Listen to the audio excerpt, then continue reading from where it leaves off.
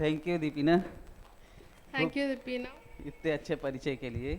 for such a wonderful introduction. सच में मैं थोड़ा आज नर्वस हूँ I'm a little nervous today क्योंकि मैं हमेशा जोक और चुटकुले सुनाने के लिए खड़ा होता हूँ, because I always get up here to crack jokes. लेकिन आज मैं परमेश्वर का वचन बांटने के लिए But यहाँ पे हूँ। today I'm here to share the word of God. But परमेश्वर से मांगते हैं कि परमेश्वर हमें बुद्धि देगा बोलने के लिए और सामर्थ्य देगा। And I ask God that He will give me the strength and the wisdom to say वचन His में बढ़ने words. से पहले एक प्रार्थना की विनती है। And before we get started, I would like to offer a prayer request. Uncle Praveen Panchal हमारे बीच में हैं, उनकी माँ का अगले हफ्ते पार्वती पंचाल उनका नाम है, उनके आँख का मोतियाबिंद का ऑपरेशन है, तो कृपया उन्हें प्रार्थना में रखें। And Auntie Parvati is going to have an operation, and let's keep her in prayer. Cataract operation. तो आइए हम प्रार्थना करें और शुरुआत करेंगे।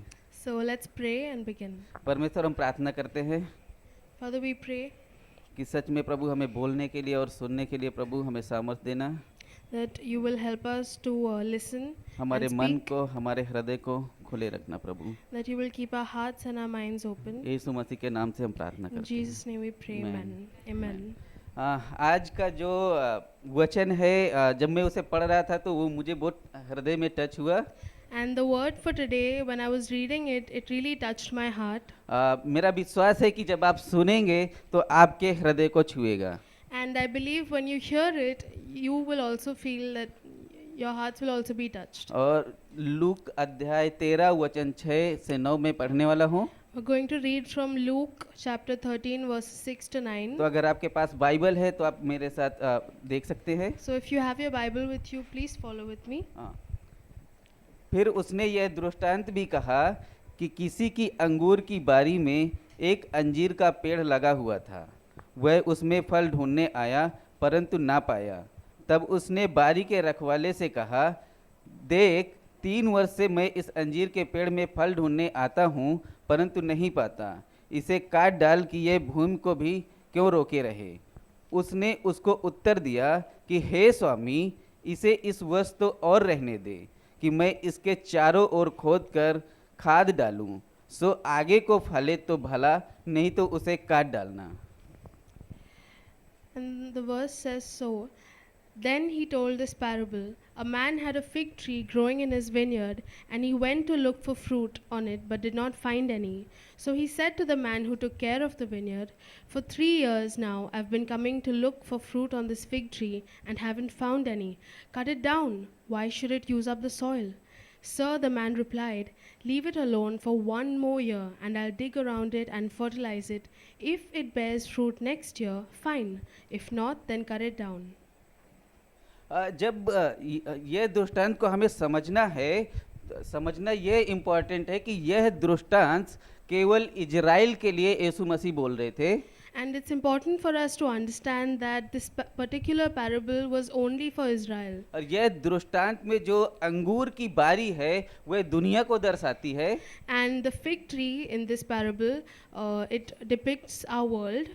और जो अंजीर का पेड़ है वो इजराइल को दर्शाता है। इजराइल, जो अंजीर का पेड़ है वो इजराइल को दर्शाती है। The fig tree represents Israel.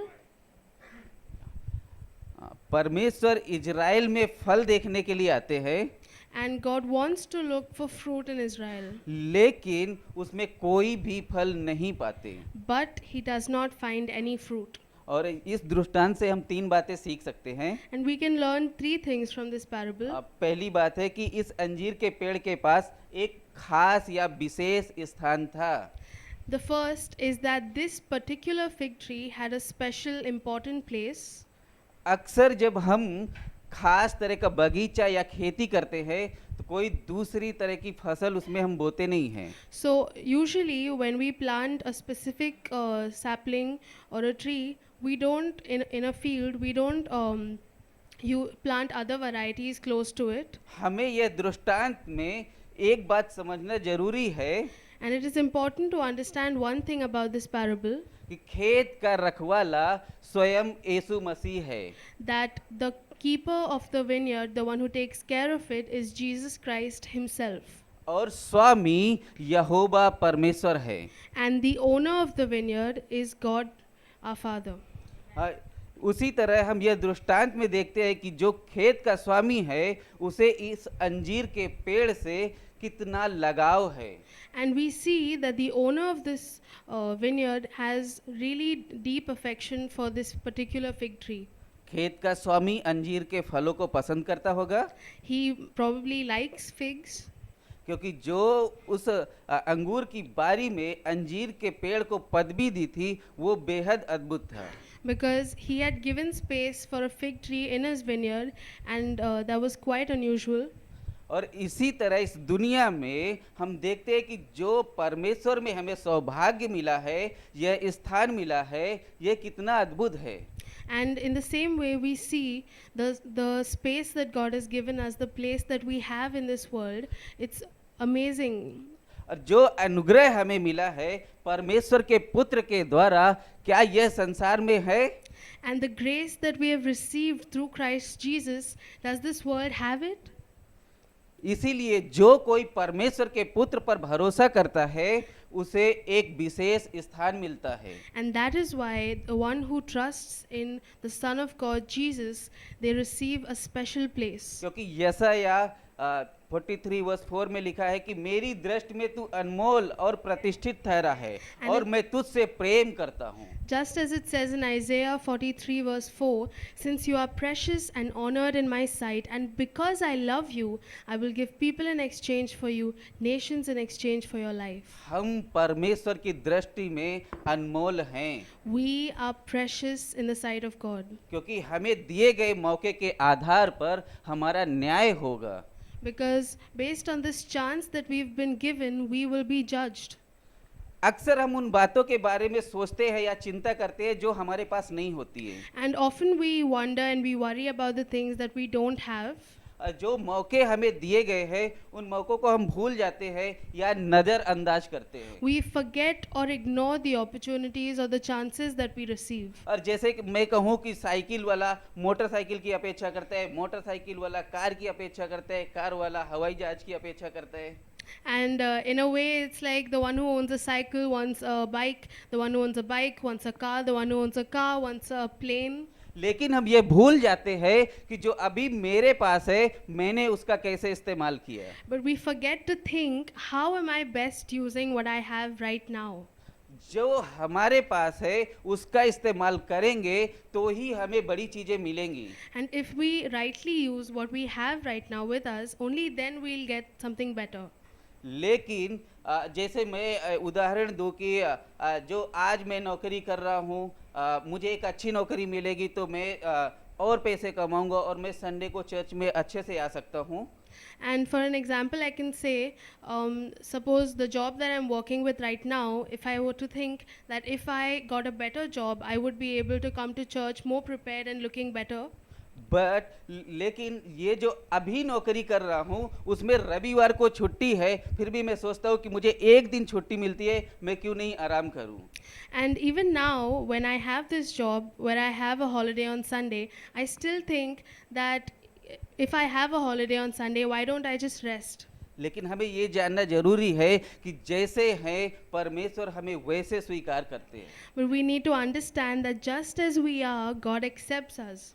परमेश्वर कहते हैं जो आज है तुम उसका उपयोग करो। And He says, whatever you have today, right now, use that to the fullest. कलीसिया मैं आपको बताऊं, हमारे पास वो है जो दूसरों के पास नहीं है। In church, I would tell you, we have what many don't have. हमारे पास परमेश्वर का बेटा यीशु मसीह है।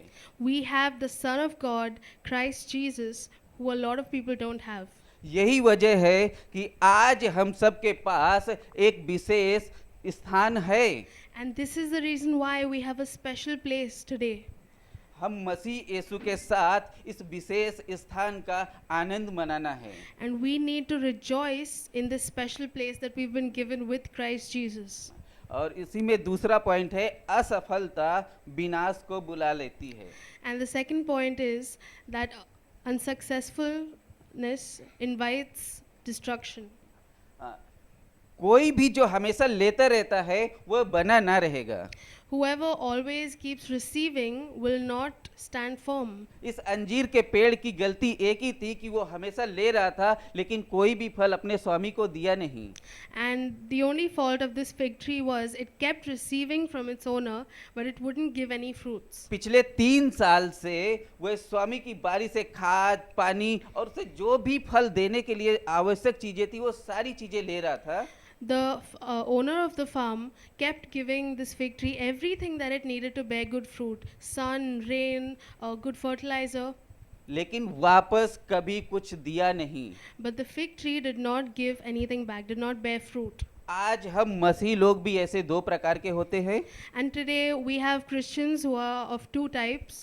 पहले हमारे पास जो है उससे ज्यादा पाने की इच्छा करते हैं The first, that whatever we have, we want more than that. और दूसरा जितना वह लेते हैं उससे ज्यादा वो देते हैं। And the second, who give more than they receive. अब मेरा सवाल ये है कि आप किस तरह के मसीह हैं? And my question to you is, what kind of a Christian are you? अंजीर के पास 3 साल काफी थे। And the fig tree, for the fig tree, 3 years were enough. अब बारी के रखवाले ने उस पेड़ को फल लाने के लिए जो कुछ चाहिए था उसे दिया। The keeper of the vineyard gave this tree everything that it needed to bear good fruit. वचन 6 में लिखा है कि स्वामी ने एक भी फल ना पाया। And verse 6 says that the owner of the vineyard did not receive a single fruit. John chapter अध्याय 15 वचन 8 को हम पढ़ते हैं तो लिखा है कि मेरे पिता की महिमा इससे होती है कि तुम बहुत सा फल लाओ तब तुम मेरे चेले ठहरोगे। And in John chapter 15 verse 8 it says, "This is to my Father's glory that you bear much fruit, showing yourselves to be my disciples." परमेश्वर आपको और मुझे आशीषों से भरता रहा, संभालता रहा, खिलाता रहा, प्यार करता रहा। God kept overflowing you with blessings. He kept nourishing you. He kept taking care of you, loving you. And तो क्या आपने स्वामी की अपेक्षा के अनुसार उसे कुछ फल दिया? so did you, according to the expectation of the owner of the farm, say, bear good fruit? परमेश्वर ने अभी तक हम सबको सुरक्षित रखा क्योंकि यीशु हमारे लिए विनती करता है पिता से। And the owner of the farm, or our Lord, our God, Father, He has kept us safe for so long because Jesus Christ is the one who meditates for वो us, कहता है कि एक और मौका दे दो, एक मी- और साल दे दो। who mediates for us. He says, one more year, one more chance. यशायाह अध्याय 5 वचन 4 में लिखा है, मेरी दाख की बारी के लिए और क्या करना रह गया जो मैंने उसके लिए ना किया। And Isaiah verse 5, chapter 5 verse 4 says, what more could have been done for my vineyard than I have done for it? परमेश्वर हमसे पूछ रहे कि दाख की बारी के लिए क्या करना रह गया जो मैंने ना किया। And God's asking us, what did I not do for this vineyard that I haven't already done? वापस वही सवाल, क्या हमने अपने स्वामी के अपेक्षा अनुसार कुछ फल दिया? And again the same question, have we borne fruit as we should have? परमेश्वर हमसे क्या अपेक्षा करते हैं? What does God expect of us? यही कि हम जाएं और परमेश्वर के सुसमाचार को सुनाएं जो उसने हमारे जीवन में किया है। And it's just this, that we go out and we preach the gospel and we tell others of what He has done in our lives. पश्चाताप न करने की वजह से पेड़ को काट डालने के लिए स्वामी ने आदेश दिया। And because of the lack of repentance, the owner of the farm, he ordered the fig tree be cut down. हम फल लाने वाले तभी बनेंगे जब हम पश्चाताप करेंगे। And we will only bear fruit when we repent. फल लाने के लिए हमें पश्चाताप करना जरूरी है। To bear fruit, it is essential that we repent. जब तक हम पश्चाताप नहीं करेंगे तब तक हम फलवंत नहीं होंगे। Till we don't repent, we will not bear fruit. लूका वचन 8 कहता है कि उसने उसको उत्तर दिया कि हे स्वामी, इसे इस वर्ष और रहने दे कि मैं इसके चारों ओर खोद कर खाद डालूं सो आगे को फले तो भला, नहीं तो इसे काट डालना। And in Luke 13, verse 8, it says, the man replied, Sir, leave it alone for 1 more year, and I'll dig around it and fertilize it. If it bears fruit the next year, fine. If not, then cut it down. मसीह यीशु है जो बचाने के लिए वो बीच में पिता से गुहार करता है। And it is Christ Jesus who, to save the tree, that is to save us, he intercedes on behalf of us to God. आज यह दृष्टांत हमारे जीवन में कहाँ लागू होता है? And where does this parable apply in our lives today? इससे हम क्या सीख सकते हैं? हमारे लिए क्या है? What can we learn from this? What does it have in store for us? आज यीशु मसीह हमसे बात कर रहे, अपने लोगों से बात कर रहे, अपनी कलीसिया से बात कर रहे। Today, Jesus is talking to his people, to his church, to his community. परमेश्वर कलीसिया में फलवंत देखना चाहता है, And God wants to see the church being fruitful. इसीलिए यीशु स्वामी से विनती करता है कि इसे एक और मौका दे दो, इसे एक और साल दे दो। And that is why Jesus keeps interceding for the tree, that is for us, that give him one more chance, one more year. यीशु कहता है कि मैं अपनी जान कलीसिया के लिए दिए, मैंने उसके लिए कोड़े खाए, मैंने मेरा लहू को बहाया। And he says, I gave my life, I committed my life for this church, I bore all those, I went through all that pain for the church. मैं भरोसा करता हूँ कि यह मेरे पास वापस आएंगे, And I believe that they will come back to me. क्योंकि यीशु आज भी हमारे लिए पिता से मध्यस्थी करते हैं। Because even today, Jesus Christ is interceding for us to the Father. अब हमें सांसारिक रीति रिवाजों को छोड़कर जीवते परमेश्वर के पुत्र पर भरोसा करना है। And now we need to abandon what the world teaches us, and we need to serve the Lord our God. जब तक हम अपने मन को फिराएंगे नहीं, तब तक हम फल लाने वाले नहीं बनेंगे। Till we don't change our hearts, turn our hearts from where we are right now, we will not bear fruit. हमें मन फिराने की ज़रूरत है संसारिक रीति रिवाजों से, संसार के जो चिंताएं हैं, दुख है, उससे हमें मन फिराकर परमेश्वर की ओर आना है। We need to repent from the ways of the world, from the worries that we have in our day-to-day lives, and we need to come before God. फलवंत होने के लिए हमें पश्चाताप करना पड़ेगा और टूटे हुए रिश्ते को परमेश्वर से फिर से बनाना पड़ेगा। And to be fruitful, we will have to repent, and we will have to repair that relationship with God that is broken. अगर हम बाइबल से कुछ उदाहरण देखें तो हमें समझने के लिए मदद मिलेगी। And to understand that, let's look at some examples from the Bible. जैसे याकूब है, योना, पतरस, मरकुस, इन सभी को एक और मौका मिला है।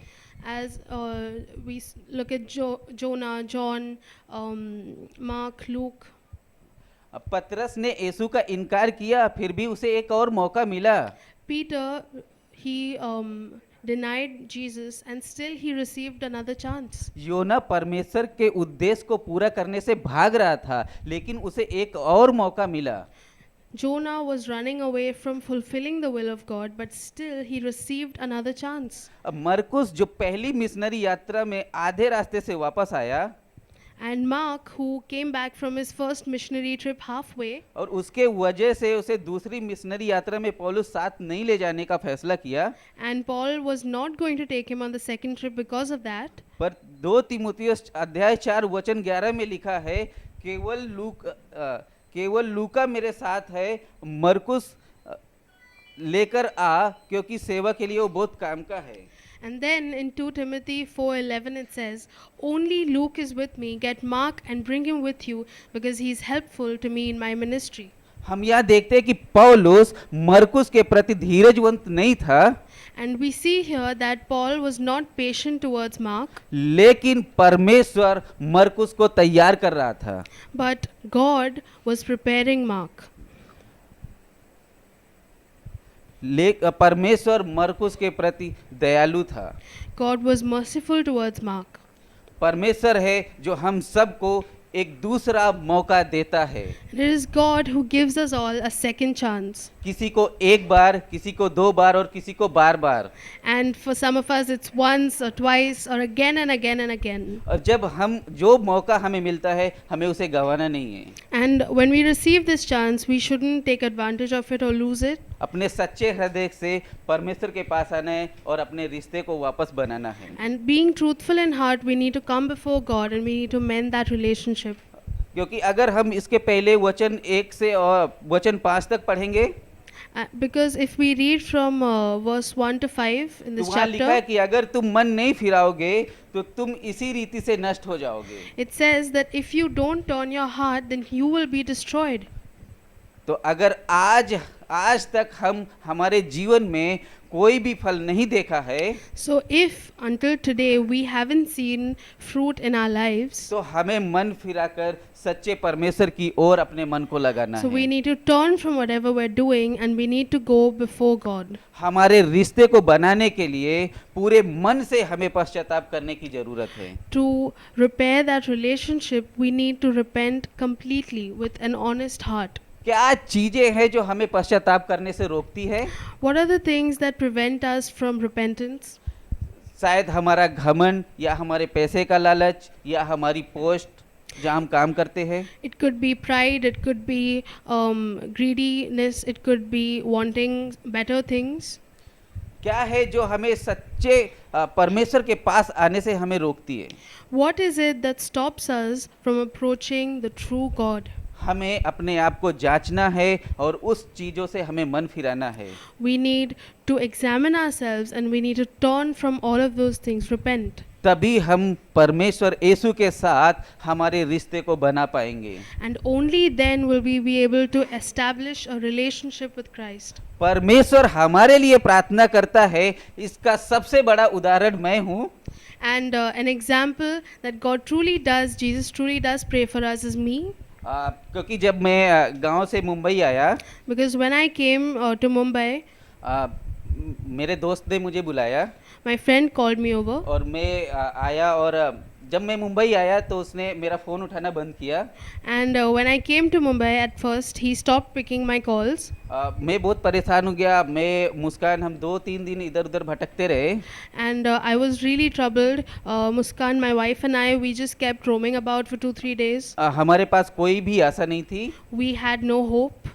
हम क्या करें, कहाँ जाएं और कैसे हम अपने जीवन को शुरू करें। And we didn't know how to do stuff. We didn't know where to go, what to do, how to carry हमारे on with our pass lives. कोई भी आशा नहीं थी। We had no hope. तब हमने सोचा कि अब हम क्या करें, And we thought, what should we do right now? और हम बस सोचा कि चलो दादर शायद गांव जैसे एरिया रहेगा, हम वहाँ जाएंगे और वहाँ के लोग, गांव के लोग ज़्यादा दयालु होते हैं और वो हम पर दया करेंगे। And we thought the people living in Dadar must be really friendly, really like the people from back home. And so we went there. But वहाँ भी हमें कोई आशा नज़र नहीं आई। But over there also there was no hope to be found. बस हम इतना परेशान हो गए कि हम अपने जीवन को ख़त्म करने की ओर सोचे, And we were so worried and so troubled that we considered ending our lives क्योंकि हमारे पास कोई और रास्ता नहीं था। because we had no other way. हम वहाँ से आए थे अच्छा जीवन जीने के लिए। We had come here to live a good life. अब हमने सोचा कि हम जाएंगे और सबसे अच्छा जीवन जिएंगे। We had thought, we had come with the desire that we would come here and we would live our best lives. But जब मुंबई आए तो हमारे पास कोई भी आशा नहीं थी। But when we came here, we had no hope. न पैसे थे, न घर था, ना हमारे रिलेटिव में कोई था, ना हम किसी को पहचानते थे। That we had no money, we had no place to live, we had no relatives or friends that could help us out. बस हम टूट चुके थे पूरी तरह। And we were completely broken. बस एक ही डिसीजन किया कि अभी हम अपने जीवन को ख़त्म करेंगे। And we decided firmly that now we're going to end our lives. अब बस हम अपने जीवन को ख़त्म करने ही वाले थे। And we were about to do just that. परमेश्वर ने अपने लोगों को भेजा। And God sent his people to us. हमें नहीं मालूम था कि परमेश्वर के लोग हैं। We didn't know they were people of God. हमने उनके साथ बात की, We spoke to them. हमने अपनी कहानी को बताया। We shared our story with them. Then उन्होंने बोला कि ठीक है, हम तुम्हारे लिए कुछ करते हैं। And they said, okay, fine, we'll do something for you. मैं सोच रहा हूँ कि अब हम इसे घर से आए और ये हम पर कैसे भरोसा कर सकते हैं। And I'm thinking, the place that we come from, how can they trust us?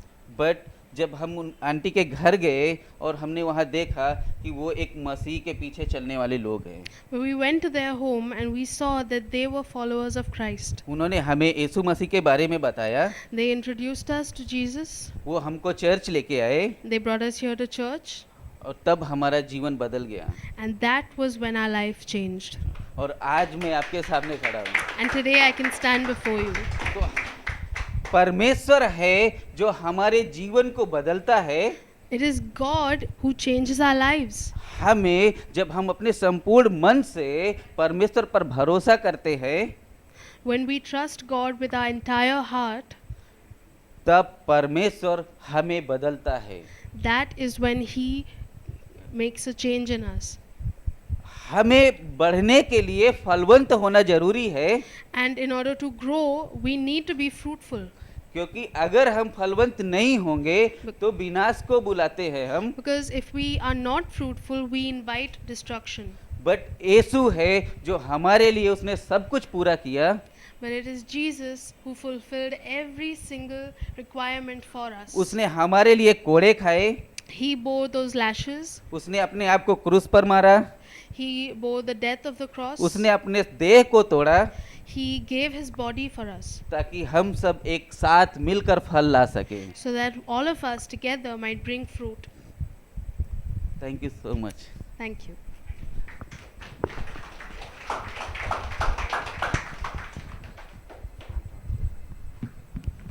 Thank you, Amit, धन्यवाद Amit, for the lovely word. बहुत सुंदर वचन लाया आपने। I think we're going to take back something through this week as we will ponder on it. और इसके बारे में हम हफ्ते भर में सोचते रहेंगे। The most important aspect of repenting और पश्चाताप का जो सबसे महत्व भाग है and turning to God, और प्रभु की ओर मन फिराव करना, trusting Him unconditionally, उस पर पूरी तरह से भरोसा करना and being fruitful और फलवंत होना, as we start walking in a relationship with Him, जैसे हम उसके साथ रिश्ते में आगे बढ़ते हैं। depending on the Holy Spirit, पवित्र आत्मा पर निर्भर रहना, for He is the giver. क्योंकि वही हमें देता है। Thank you everyone for being here, धन्यवाद सभी को हमारे साथ जुड़ने के लिए, as well as those watching. और जो हमारे साथ जूम पे जुड़े होने के लिए भी। We will be ending the service, हम सभा को यहीं पर ख़त्म करेंगे, so we will just pray and end. तो हम प्रार्थना करते हैं।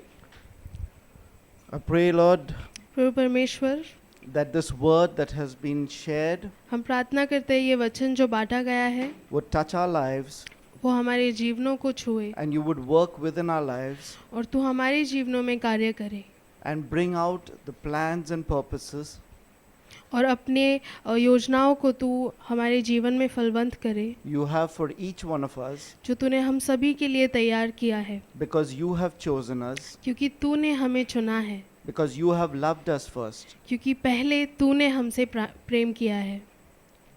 In Jesus' name we pray. यीशु मसीह के नाम से प्रार्थना करते हैं।